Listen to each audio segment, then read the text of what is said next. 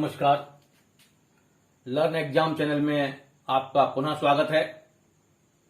आज हम आपके लिए लाए हैं क्लास 9th का NCERT history chapter Nazism and the rise of Hitler. इसमें हम जर्मनी और हिटलर के बारे में जो बहुत ही मोस्ट इंपॉर्टेंट क्वेश्चन है, वेरी शॉर्ट क्वेश्चन आंसर, उनको देखेंगे जो आपके सभी प्रकार के एग्जाम्स में जीके के लेवल पर इंपॉर्टेंट रहते हैं। सभी एग्जाम्स में वो आते हैं। तो उसमें हम शुरुआत करेंगे। जो फर्स्ट क्वेश्चन है, in which country did Nazism rise. Nazism जिसे कि नाजीवाद कहते हैं, इसका उदय किस देश में हुआ? तो इसका आंसर है Germany. Nazism rose in Germany. नाजीवाद का उदय जर्मनी में हुआ। अगला question, which were the allied powers in the world war second.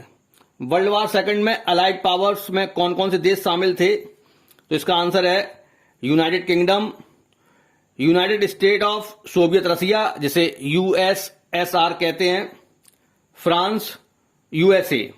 So these were the powers, allied powers in the World War II. Next question, name the countries constituting the Axis power. Axis power में कौन कौन से देश शामिल थे? तो इसका answer है Germany, Italy and Japan. Germany, Italy and Japan were the countries constituting the Axis power.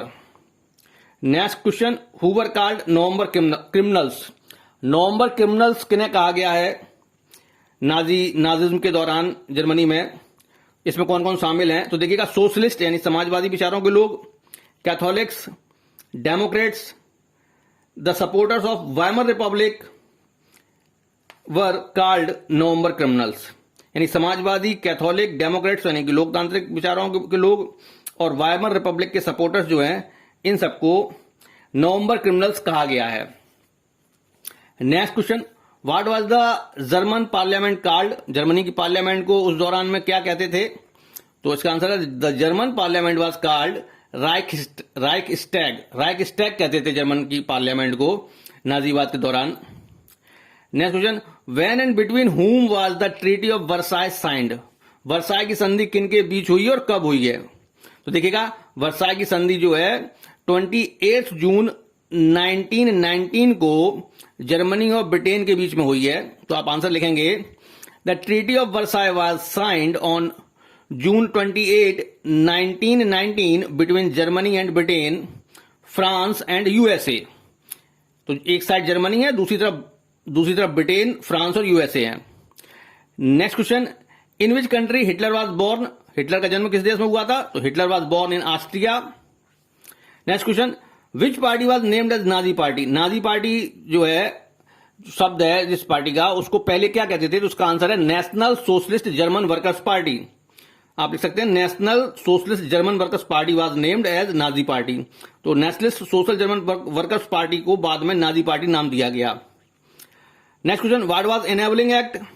Enabling Act क्या था? तो Enabling Act established dictatorship in Germany. Enabling Act के द्वारा जर्मनी में हिटलर की तानाशाही स्थापित की गई। Who was हेजमार्क सेस्ट। हेजमार्क सेस्ट कौन था? ये हिटलर का जो है इकोनॉमिस्ट था, एक प्रकार से वित्त मंत्री था। He has responsibility for the economic recovery during the Hitler rain. Hitler के शासन के दौरान उसे जो है आर्थिक उन्नति की जिम्मेदारी दी गई थी। Next question, which country provided unspoken support to Germany during 1933। इसका answer England provided unspoken support to Germany during 1933। Next question, which incident led to the second world war. किस घटना से सेकेंड वर्ल्ड वार शुरू हुआ है? तो जब जर्मनी ने पोलैंड पर अटैक कर दिया है 1 सितंबर 1939 को, तो वर्ल्ड वार सेकेंड शुरू हो गया है। तो आप लिख सकते हैं, when Germany attacked Poland the second world war started. Next question, name the countries among whom the tripartite pact was signed.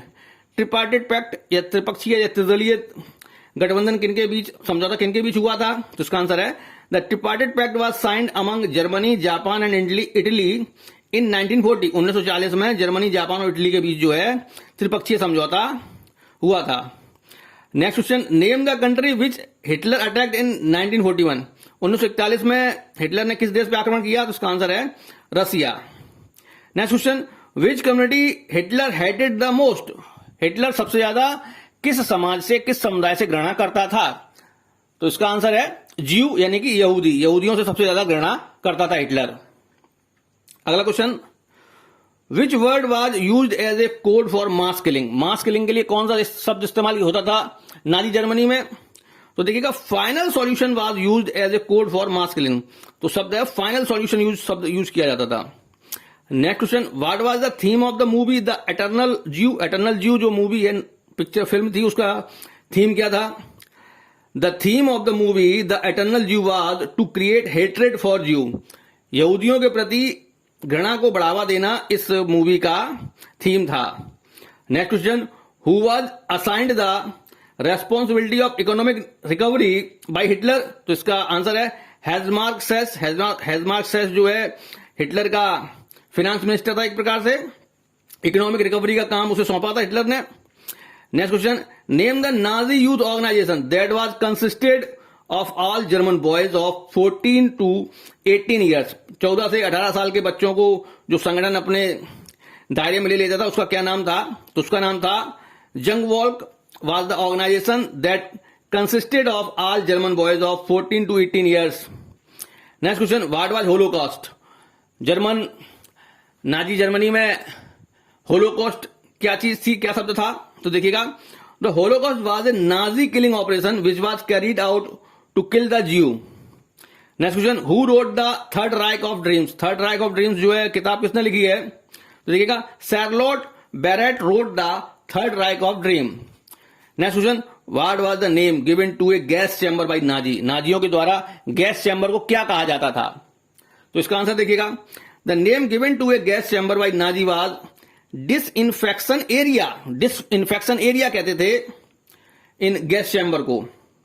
Next question, when did Germany withdraw herself from the League of Nation. League of Nation से अपने आप को बाहर कब खींच लिया Germany ने? तो इसका आंसर है इन 1933। यानी आप लिख सकते हैं Germany withdraw itself from the League of nation in 1933। Next question, who wrote the book mean camp. Mean camp किताब किसने लिखी है? तो इसका आंसर है एडोल्फ हिटलर। एडोल्फ हिटलर ने मीन कैंप किताब लिखी है। आगे देखिएगा, what was article 48 of Weimar constitution. Weimar constitution का जो आर्टिकल 48 था वो क्या था, उसमें क्या था? तो देखिएगा, article 48 of the Weimar constitution gave the president the powers to impose emergency, suspend civil rights and rule by decree in Germany. Next question, who adopted the policy of appeasement toward whom. Appeasement की नीति किसके प्रति अपनाई थी? तो answer है the western powers namely Britain and France. यानी Britain and France adopted the policy of appeasement towards Germany and Italy. Germany और इटली के प्रति जो है ब्रिटेन और फ्रांस ने अपीजमेंट यानी तुष्टीकरण की नीति अपनाई थी। Next question, name the countries which become victims of Hitler's aggressive policy. Hitler की एग्रेसिव पॉलिसी के जो शिकार हुए देश, उनका क्या नाम था? तो उनका नाम था Poland, Austria, Czechoslovakia, Holland, Belgium, France, North Africa and Russia. Next question, what does the term genocidal war refer to. Genocidal war क्या थी? तो देखिएगा, the term genocidal war refers to the mass murder of selected groups of innocent civilians of Europe by Germany during World War II. Next question, what did Nazis fear for most after the fall and death of Hitler? Hitler के मरने के बाद Nazi लोगों के अंदर सबसे ज्यादा डर क्या था?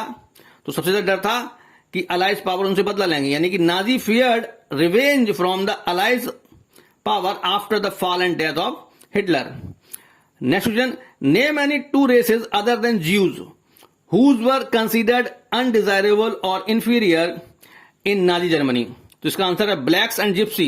यानी ज्यू के अलावा ब्लैक्स और जिप्सी के साथ भी भेदभाव किया गया था जर्मनी में। Next question, what was tripartite pact signed by Hitler. Tripartite pact जो हिटलर ने साइन किया था इटली और जापान के साथ, उसमें क्या था?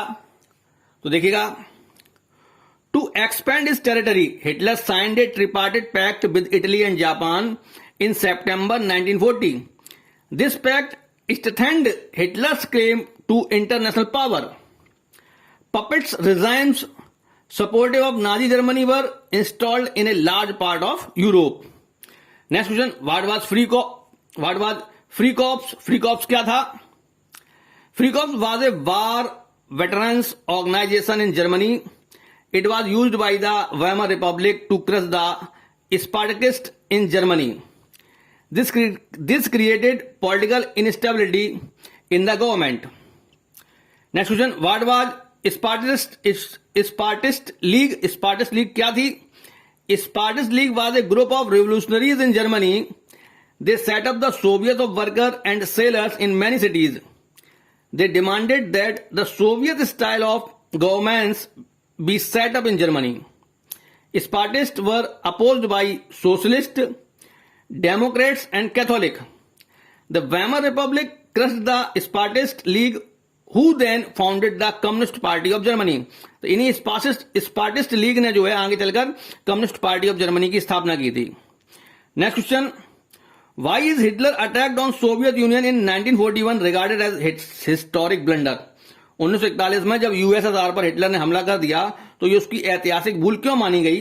तो इसका कारण यह है कि जर्मनी जो है वेस्टर्न फ्रंट पर लड़ रहा था इंग्लैंड और फ्रांस से, तो ये यूएसएसआर पे हमला करने पे उसे ईस्टर्न फ्रंट पे भी लड़ना पड़ा, तो एक साथ दो फ्रंट पे वो नहीं लड़ पाया जर्मनी. तो आंसर आप लिखेंगे, Hitler's attack on Soviet Union in 1941 is regarded as a historic blunder because German armies had to fight on two fronts. while Germans were fighting the aerial bombing of the British on the western front, the Eastern Front remained exposed to the powerful Soviet armies. Next question, what was the immediate cause for American entry in the World War II? America world war second में शामिल हुआ, इसका immediate cause क्या था? तो आप जानते हैं इसका इमीडिएट कॉज था कि जापान ने जो है पर्ल हार्बर पर हमला कर दिया था. तो आप लिख सकते हैं, both US and Japan were competing for domination in the Pacific ocean. The immediate cause for American entry in World War II was the sudden bombing by Japan on the American naval base at Pearl Harbor in Hawaii in Pacific Ocean.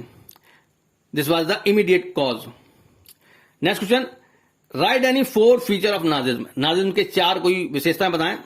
तो देखिएगा, first, Nazism took the form of organized barbarism. Brutality was used to establish Nazism. Second, all type of parliamentary institutions were done away with. Third, Hitler expanded the theory of superiority of the original German race. And fourth, Jews were systematically exterminated. तो ये आपके कुछ important question थे Nazism and the rise of Hitler के, और ये very short answer सभी exams में पूछे जाते हैं और आपके एकेडमिक के लिए ये बहुत ही महत्वपूर्ण है. इनको आप नोट कर सकते हैं, याद कर सकते हैं, और हमारे चैनल को लाइक कीजिएगा, सब्सक्राइब कीजिएगा और कमेंट करके बताइएगा आपको ये कैसा लगा. Thank you.